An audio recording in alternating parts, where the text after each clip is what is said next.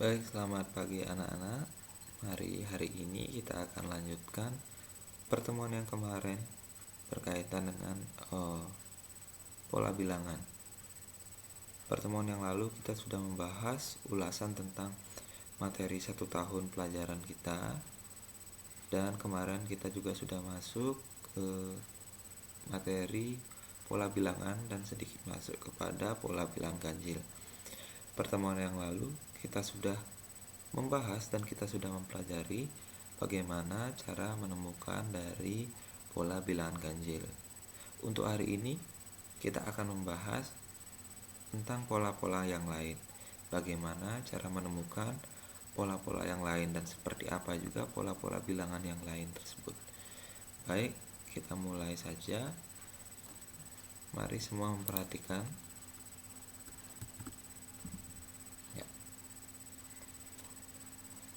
Sekarang kita masuk pada pola bilangan genap. Inilah pola bilangan yang kedua. Baik. Tidak jauh berbeda seperti pola bilangan ganjil. Di sini Pak Stevi memberikan ilustrasi berupa gambar. Nah, kalau di pertemuan yang lalu Pak Stevi memberikan ilustrasi berupa bintang. Kalau di sini Pak Stevi memberikan ilustrasi berupa bungkus permen. Nah, karena tadi kita sudah memilih pola bilangan genap. Nah, di sini kalian bisa lihat. Coba kalian hitung di sini jumlah permen di sini 2, 4, 6, 8. Semuanya itu merupakan bagian dari bilangan-bilangan genap. Di sini dan seterusnya sampai jumlah permen yang sangat banyak. Ya. Ada berapa permen? Tadi sudah kita hitung. 2, 4, kemudian 6, 8. Nah, di sini kita anggap N.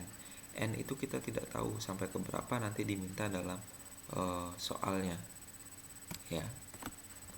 N di sini. N di sini kita tidak tahu nanti. Misalkan diminta sampai pada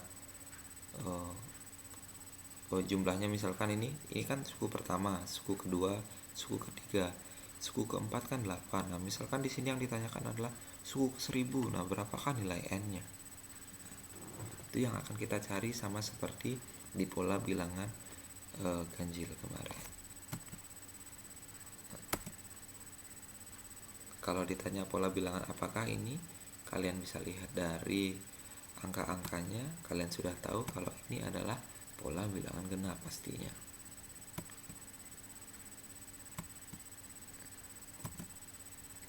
Nah, lalu berapakah nilai jumlah suku ke N? Nah, jika itu pertanyaannya, mari kita cari. Ini permen-permen yang tadi. Nah, ya, U1 atau kita biasa baca dengan suku pertama atau suku ke-1, 2, suku kedua 4, suku ketiga 6, suku keempat 8. Nah, suku ke N kita anggap sekarang sebagai N. Nilainya kita belum ketahui. Itu yang akan kita cari. Bagaimana cara menghitung N-nya nanti. Sama halnya seperti pada pola bilangan ganjil terdahulu, ya. Kita akan menghitung. Nah, di sini kita sudah menemukan, ya, 2 dengan 4 memiliki selisih 2. 4 dengan 6 juga memiliki selisih 2. 6 dengan 8 juga memiliki selisih yang sama, yaitu 2. Sama seperti di pola bilangan ganjil, ternyata anak-anak selisihnya juga sama-sama 2. Jadi bagaimana cara kita mencari rumus untuk suku ke N ini? Mari kita lihat bersama.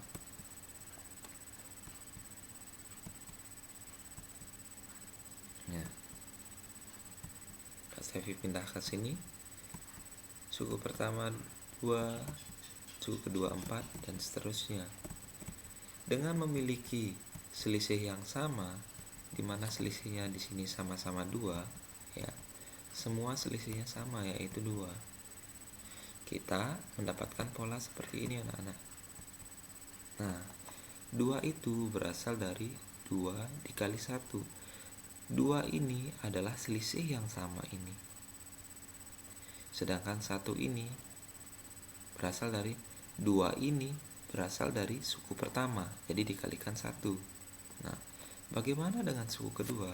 Mari kita lihat. Jika yang ditanyakan suku kedua, maka bernilai 4 ini didapat dari 2 dikali 2. 2 di sini tetap. 2 di sini berasal dari selisih yang sama ini. Sedangkan 2 di sini berasal dari 4 ini berasal dari suku kedua. Ya. Sampai di sini bisa dipahami anak-anak? Ya. Kalau belum, kita ke suku ketiga.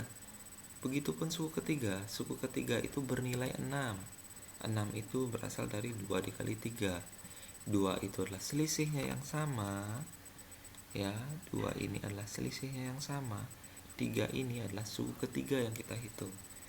Jadi, jika kita lihat di sini, ternyata yang tidak berubah adalah 2. Yang tidak berubah itu siapa? Yang tidak berubah itu adalah selisihnya. Dan yang berubah adalah di sini 1, 2, 3, 4. Ini berasal dari mana? Ini berasal dari suku keberapakah dia? Sehingga melalui pemahaman ini kita dapat menyimpulkan bahwa rumus yang digunakan dalam mencari pola bilangan genap itu adalah UN sama dengan 2N atau 2 dikali N. N ini siapa? Jika kalian ditanyakan seperti permen-permen yang banyak tadi, seandainya ditanyakan suku ke 1000, berarti kalian tinggal cari 2 dikali 1000, berarti hasilnya adalah 2000. Apakah 2000 itu bilangan genap? Iya, tentunya 2000 adalah bilangan genap. Sampai di sini bisa dipahami anak-anak? Baik, semoga bisa dipahami ya. Jadi perbedaannya dengan pola bilangan ganjil, kalau di bilangan ganjil kemarin kita dapatkan UN itu berasal dari 2N kurang 1. Sementara kalau pola bilangan genap hanya 2N saja, kurang satunya hilang. Ya. Baik, sampai di sini berkaitan dengan pola bilangan genap bisa dipahami anak-anak. Nah, jadi kita sudah dapatkan untuk menghitung pola bilangan genap, kita dapatkan suku ke N sama dengan 2 dikali N. Baik, sampai di sini dulu. Kita lanjutkan ke pola berikutnya. Nah, ini ada sedikit pertanyaan, sekilas saja. Tentukan nilai suku ke-11 pada pola bilangan genap. Nah, suku ke-11, kita jawab satu soal saja ya. Suku ke-11. Jadi cara menghitungnya bagaimana? Ya, 2N. Berarti 2 dikali 11, 2 dikali 11 berapa? Ya, 22. Simpel kan anak-anak?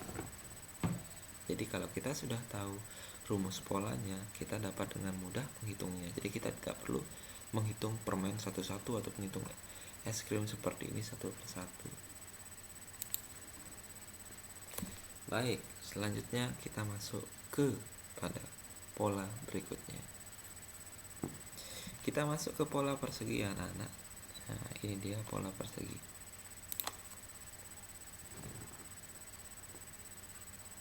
Kita masuk ke pola persegi. Nah, Pak Sevi berikan ilustrasi.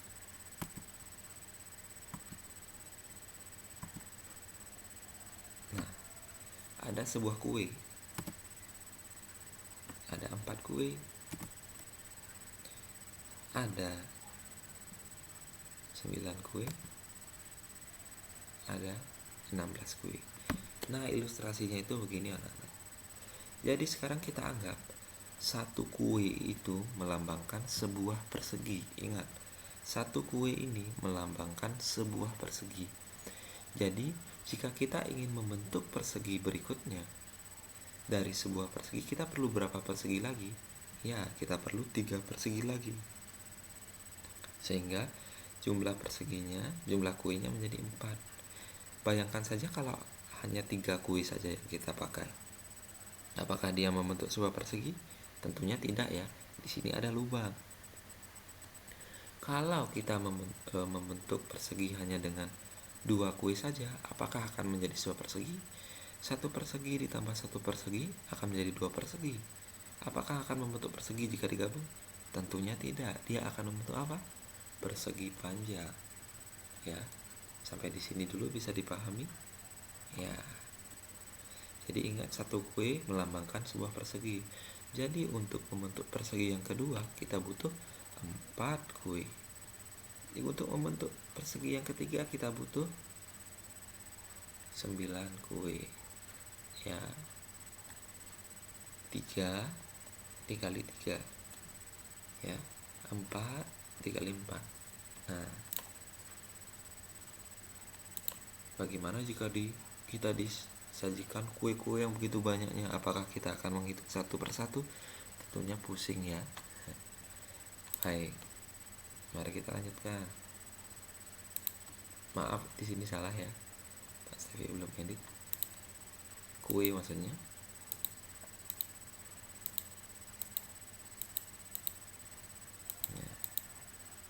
Kita anggap kue-kue yang banyak itu sebagai N.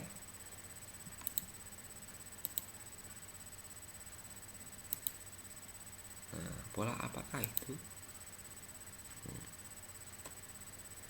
Pak Sebi berikan ilustrasi sedikit ya. Di sini 1 kue, ya. Di sini 4 kue. Kita bisa menghitung gampangnya. 2 dikali 2. Di sini ada 9 kue. Hitungan gampangnya 3 dikali 3. Di sini ada 16 kue. Hitungan gampangnya 4 dikali 4. Berarti bagaimana anak-anak? Kira-kira pola apa ini namanya? Ya. Kalau ini pola persegi dengan rumus UN sama dengan N kuadrat. Bisa dimengerti anak-anak? Atau pola persegi ini memiliki nama lain selain disebut dengan pola persegi.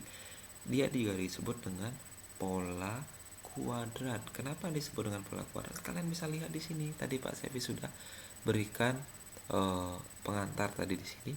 4 ini berasal dari mana? Ini lihat di sini. Kuenya ini 2, ini 2. 2 dikali 2 4. Di sini ada 9 kue. 3 dikali 3 9. Di sini ada 16 kue. 4 dikali 4 16. Atau dengan kata lain, 2 kuadrat atau 2 pangkat 2 itu berapa? 4. 3 pangkat 2 itu berapa? 9. 4 pangkat 2 itu berapa? 16. Jadi kalau di sini seandainya ditanyakan suku ke 10, berarti kalian di sini N-nya didapat berapa? Ya, tinggal dikalikan 10 dikali 10 atau 10 kuadrat itu berapa? 100. Jadi itu pola bilangan kuadrat atau persegi. Sampai di sini bisa dimengerti kan anak? Simple kan? Ya. Baik. Jadi kita sudah 2 hal kita pelajari, pola bilangan genap dan pola persegi atau pola kuadrat. Pola kuadrat tentu lebih mudah ya, atau pola persegi lebih mudah ya, tinggal dikalikan saja. Kalau ditanyakan suku ke 25, berarti kalian tinggal 25 dikali 25. Kalau ditanyakan suku ke 10.000, berarti 10.000 dikali 10.000. Begitu ya anak-anak. Mari kita lanjutkan.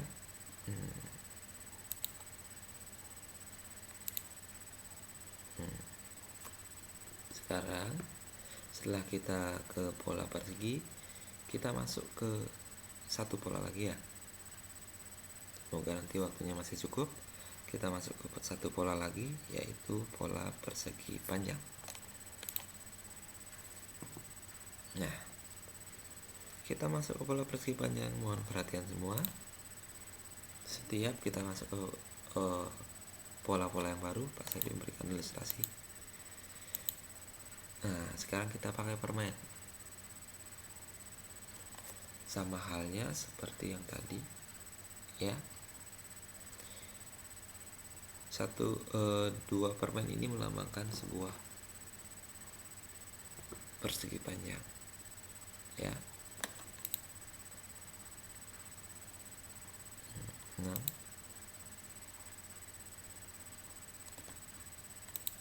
dan seterusnya, ya. Kalau kita hitung, ada berapa permen pada setiap kumpulan? Kalian bisa hitung di sini. Di sini ada 2.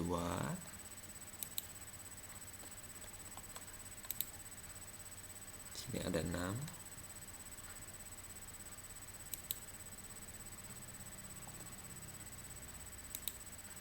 Di sini ada 12. Jadi sistemnya begini anak-anak. Ini awalnya permen 2 itu begini. Hanya ini saja. Nah, hanya 2 ini saja. Jadi dalam pola persegi panjang, ini kan pola persegi panjang ya anak-anak ya. Awalnya 2 berjajar seperti ini. Untuk kita tahu penambahan permen berikutnya, ini kita beri garis di sini. Garis. Nah, makanya bertambah 1, 2, 3, 4. Jadi kita beri garis begini. Nah, seperti huruf L. Nah, begini. Ini 2 berjajar awalnya, suku pertama. Kita beri garis. Nah, ini anak-anak ya. Kita beri garis begini. Nah, awalnya suku pertama itu yang ini. Awalnya kan suku pertama itu yang ini. Jika kita buatkan garis di sini, nah, dari mana dapat 6 ini? Kenapa kok tidak 3? Mungkin kalian muncul pertanyaan seperti itu. Pak, kalau 3 kan bisa membentuk persegi panjang, kenapa tidak 3? Nah, kita buat garis begini. Di atasnya kita tambahkan 1, 2. Di sini ada 1, 2. Sehingga penambahannya adalah 4. Sehingga jumlahnya menjadi 6. Dari sanalah mendapatkan jumlah 6, bukan 3. Ya, dibuat garis seperti ini, menambah dia seperti ini, seperti L. Nah, untuk yang ini kok bisa dapat 12 dari mana? Sama halnya seperti tadi. Awalnya kan 6. 6 seperti ini kita garis.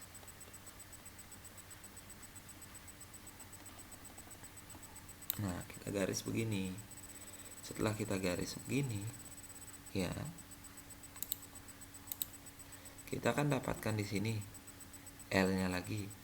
Oh, yang lurus dengan ini. Oh, 1, 2, 3. Di sini menambah 4. Ya, ini L-nya yang baru. Ya, sehingga didapatkan 12. Bisa dipahami anak-anak? Jadi coba kalian bayangkan sekarang. Ini kan suku pertama, suku kedua, suku ketiga. Sekarang kalau pertanyaannya suku keempat, kalian lihat dari ilustrasi permen ini. Kira-kira permennya jadi berapa? Ketika ini tarik garis, maka akan bertambah 1. Saya pakai pulpennya di sini. Jika di sini kita tarik garis, nah, bertambahnya berapa?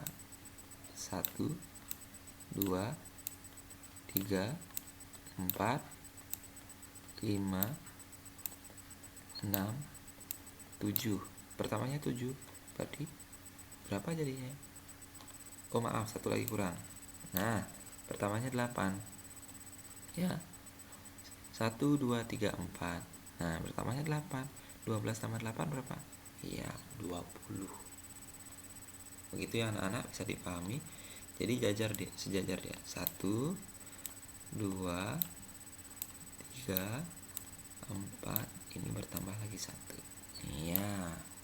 Berarti 4 dikali 5. Ya. Tadi sebelumnya 12 itu dapat berapa? 3 dikali 4. Ini dapat dari berapa? 2 dikali 3. Ini dapat dari berapa? 1 dikali 2. Ingat ya anak-anak ya. 2 dikali 3. 3 dikali 4. 4 dikali 5. Berarti untuk suku kelima bagaimana? Iya, 5 dikali 6. Bagaimana jika ditanyakan suku-suku berikutnya? Tadi Pak Sevi sudah memberikan arahan di awal. Kalau suku kedua saja sudah 2 dikali 3, suku ketiga 3 dikali 4. Berarti kalau suku ke 10, ya berarti 10 dikali 11. Lalu bagaimana mendapatkan itu dalam perumusan? Nah, begini perumusannya anak-anak. Nah, ini kan kita tadi sudah memilih ini adalah pola persegi panjang. Bagaimana perumusannya? Dapatkah kamu menjelaskan mengapa pola tersebut dinamakan persegi panjang? Tadi ilustrasinya sudah Pak Sevi sampaikan. Sekarang kita menuju pada bagaimana sih kita mendapatkan rumus tersebut. Nah, ini tadi ya.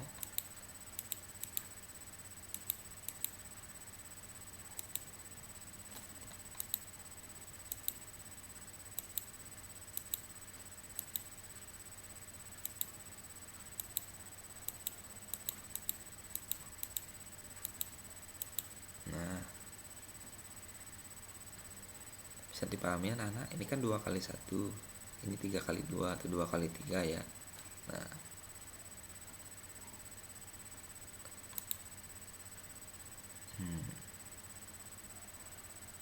ya.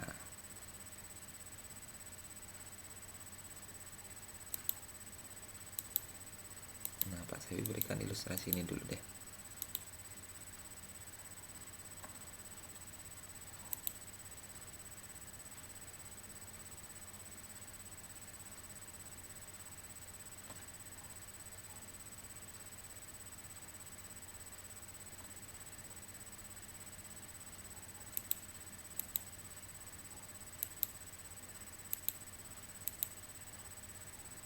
Nah, kan begini dia. 2 ini berasal dari 1 tambah 1. Ini berasal dari 2 tambah 1, 3-nya. 3 ini. Kemudian 4 ini berasal dari 3 tambah 1. Satunya ini kan tetap ya anak-anak ya. Satunya ini kan tetap. Ya. 2 atau 3 ini atau 1 ini. 1 ini ini berasal dari suku pertama. 2 ini berasal dari suku kedua. 3 ini berasal dari suku ketiga. Nah, bagaimana rumus umumnya yang kita dapat? Sehingga rumus umum yang kita dapat adalah n plus 1 dikali n, atau n dikali n plus 1 juga boleh, sama ya. Nah, ini yang kita dapatkan. Jadi atau simpelnya begini ya anak-anak ya.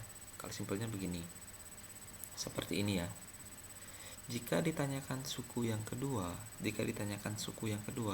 kalian tuh bisa berpikir begini. Suku kedua 2 berarti 2 dikali 3. Suku ketiga berarti 3 dikali 4. Angka pertama melambangkan suku. Angka kedua yang dikalikan itu ditambahkan 1. Bisa dimengerti anak-anak? Jadi kalau ditanyakan suku ketiga berarti 3. 3 tambah 1 berapa? 4. Berarti 3 dikali 4 itu berapa? 12. Itu untuk mencari suku ketiga. Jadi kalau ditanyakan suku ke 1000 berapa? 1000. 1000 tambah 1 berapa? Oh, berarti untuk mencari suku ke 1000 berarti 1000 dikali 1001. Sampai di sini bisa dipahami anak-anak?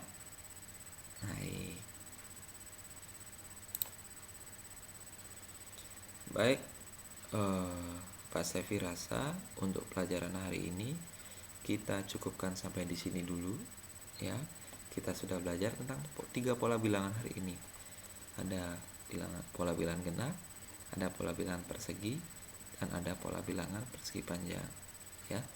Untuk pola bilangan segitiga dan segitiga Pascal kita akan bertemu di pertemuan berikutnya.